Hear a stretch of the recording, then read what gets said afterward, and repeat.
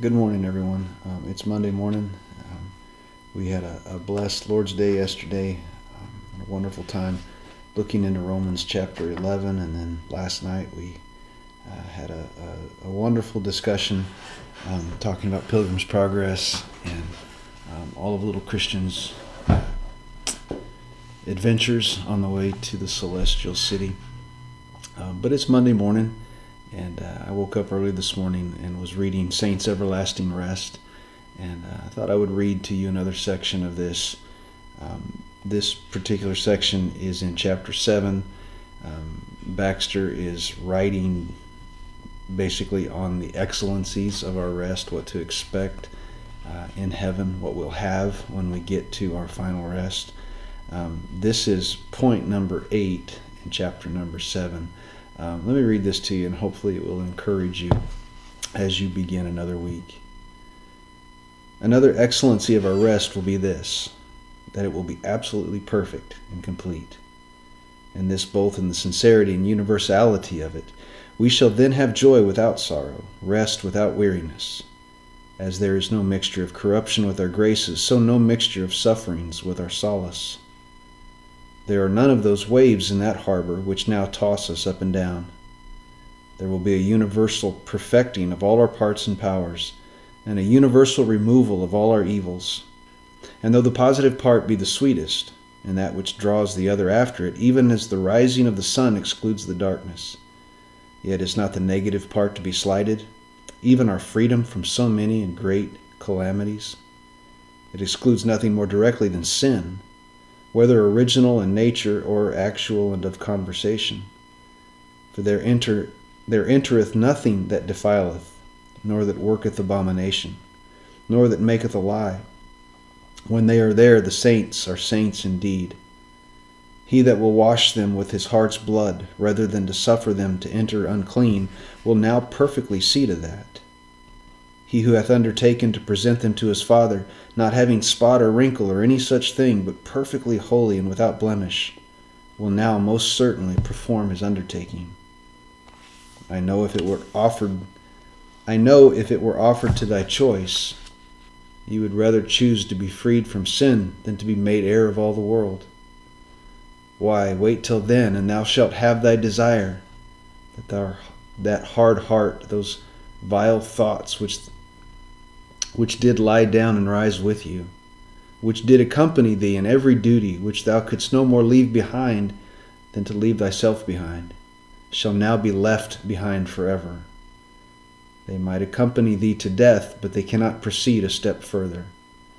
Thy understanding shall never more be troubled with darkness. Ignorance and error are inconsistent with this light. Now you walk like a man in the twilight, ever being afraid of being out of the way.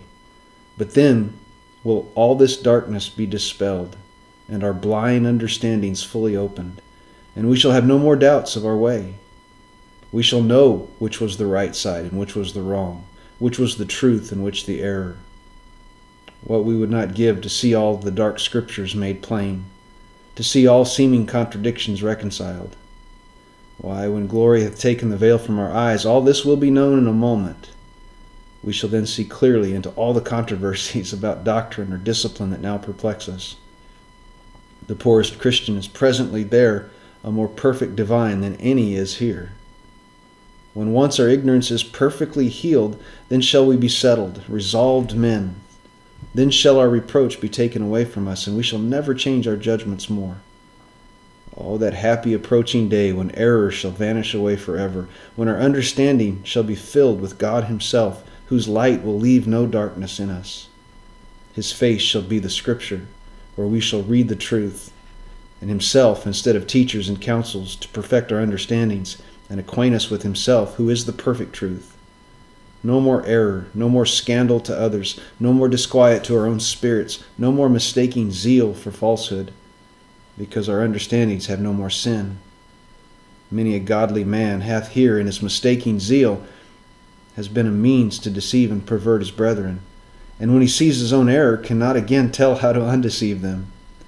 But there we shall all conspire in one truth, as being one in him who is that truth.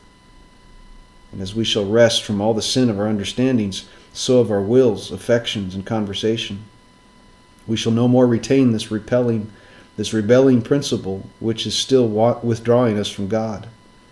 Doubtless we shall no more be oppressed with the power of our corruptions, nor vexed with their presence, nor no pride, passion, slothfulness, senselessness shall enter with us. No strangeness to God and the things of God, no coldness of affection nor imperfection in our love. No uneven walking, nor grieving of the Spirit, no scandalous action or unholy conversation. We shall rest from all these forever. Then shall our understandings receive light from the face of God, as the full moon from the open sun, where there is no earth to interpose between them. Then shall our wills correspond to the divine will, as face answers to face in a mirror. And the same, His will, shall be law and rule, from which we shall never swerve again. Be encouraged. Right now we don't have this rest in its fullness. What we have today is the promise of this rest. And that's what we need to hold fast to as we look forward to that day, the day that is rapidly approaching. So let's encourage one another, all the more as that day approaches. And let's be encouraged as we seek to find joy in our service and our labors to the Lord this week. Be blessed, and we'll see you soon.